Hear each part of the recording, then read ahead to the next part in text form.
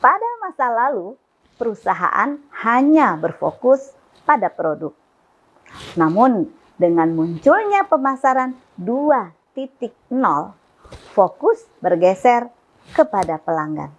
Dan hasilnya, perusahaan yang bisa beradaptasi dengan kebutuhan konsumen dan mengedepankan kebutuhan pelanggan kini menguasai pasar. Itulah kekuatan pemasaran 2.0, di mana pelanggan bukan hanya sasaran, tetapi menjadi pusat dari setiap strategi pemasaran. Yuk kita ikuti penjelasannya.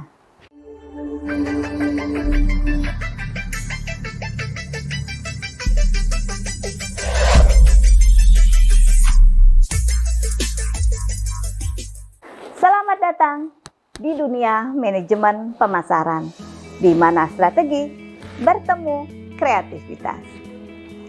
Pemasaran 2.0 adalah tahap evolusi pemasaran yang berfokus pada pelanggan.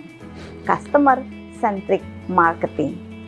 Konsep ini muncul pada pertengahan abad ke-20 hingga awal tahun 2000-an, ketika pasar menjadi lebih kompetitif dan konsumen memiliki lebih banyak pilihan. Pendekatan ini menekankan pentingnya memahami kebutuhan, keinginan, dan preferensi pelanggan untuk menciptakan produk dan pengalaman yang relevan. Berbeda dari pemasaran 1.0 yang fokusnya pada produk, pemasaran 2.0 melihat pelanggan sebagai individu yang memiliki kekuatan untuk memilih, sehingga perusahaan harus menyesuaikan diri untuk memenangkan hati mereka. Beberapa karakteristik utama pemasaran 2.0 antara lain: pertama, fokus pada pelanggan atau customer centric. Konsumen menjadi pusat dari seluruh strategi pemasaran. Perusahaan harus memahami kebutuhan dan keinginan pelanggan, bukan sekedar menawarkan produk. Yang kedua, segmentasi pasar. Konsumen tidak lagi dipandang sebagai satu kelompok besar yang homogen. Pasar dibagi menjadi segmen-segmen, kelompok-kelompok berdasarkan karakteristik seperti demografi, psikografi, dan juga perilaku dari konsumen. Yang ketiga adalah komunikasi dua arah. Pelanggan tidak hanya menerima pesan, tetapi juga memberikan umpan balik. Saluran komunikasi seperti survei, layanan pelanggan, dan awal mula di media digital menjadi penting. Ciri keempat adalah emotional branding. Merek mulai berusaha menciptakan hubungan emosional dengan konsumen.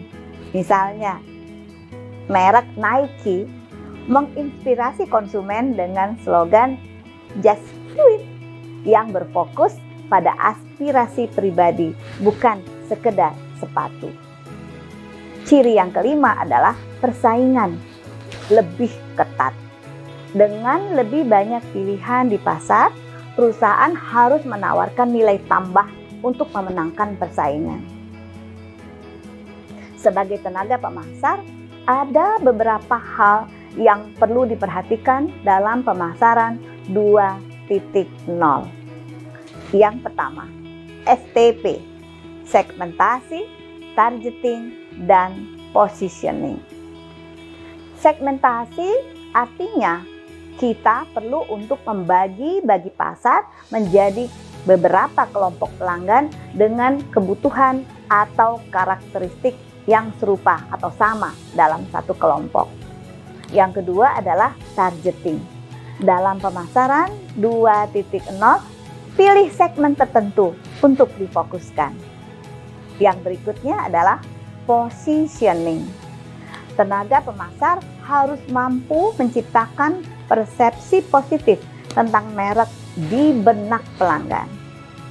Selain itu juga variabel 4P yang kita perluas. Pertama, produk. Produk itu harus relevan dengan kebutuhan pelanggan, customer centric. Yang kedua, untuk price atau harga ditentukan berdasarkan nilai yang dirasakan konsumen yang disasar. Selain itu, promosi, menyampaikan pesan atau promosi yang menarik perhatian konsumen yang ditargetkan.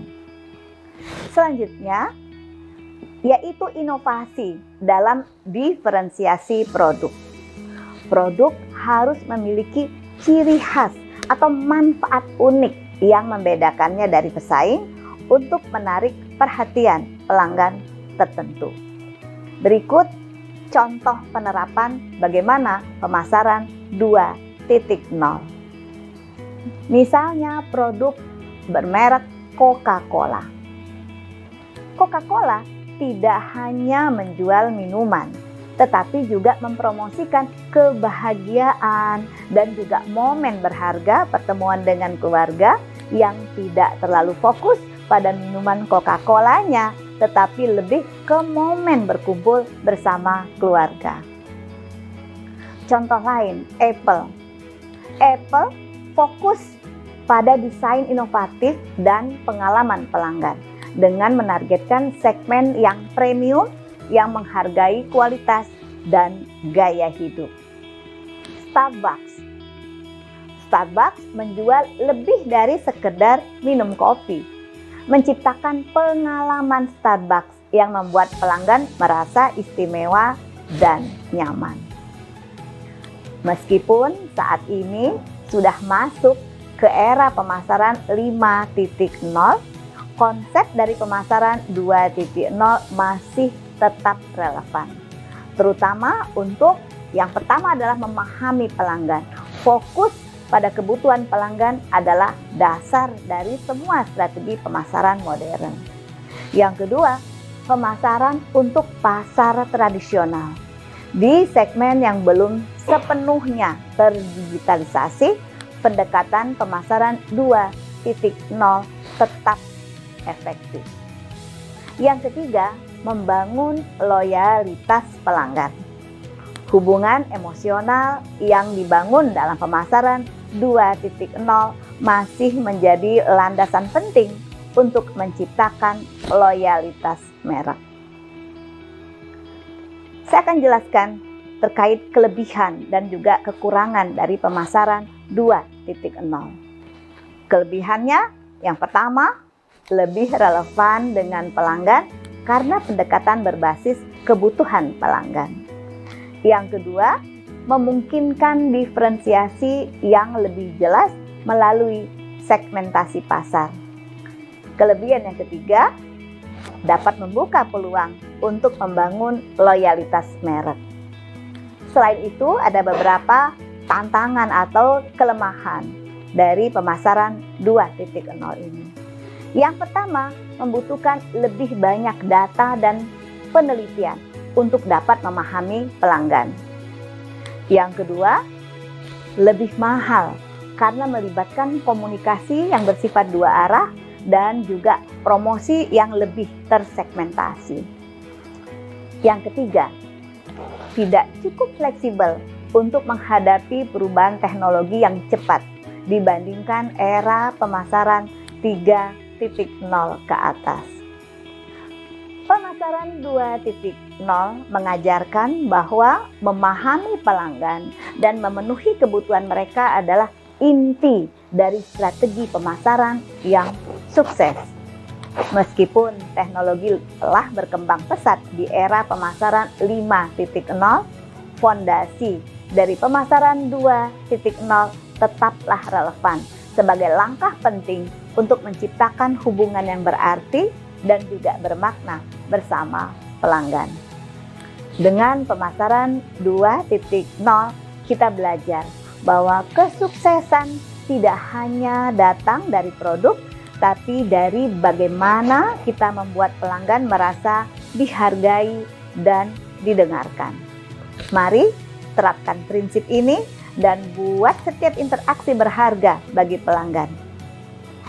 Bagikan pengalaman Anda di kolom komentar dan mari diskusikan bagaimana pemasaran 2.0 dapat membuat perbedaan dalam strategi bisnis kita. Tetap semangat dan teruslah belajar menjadi pemasar yang luar biasa.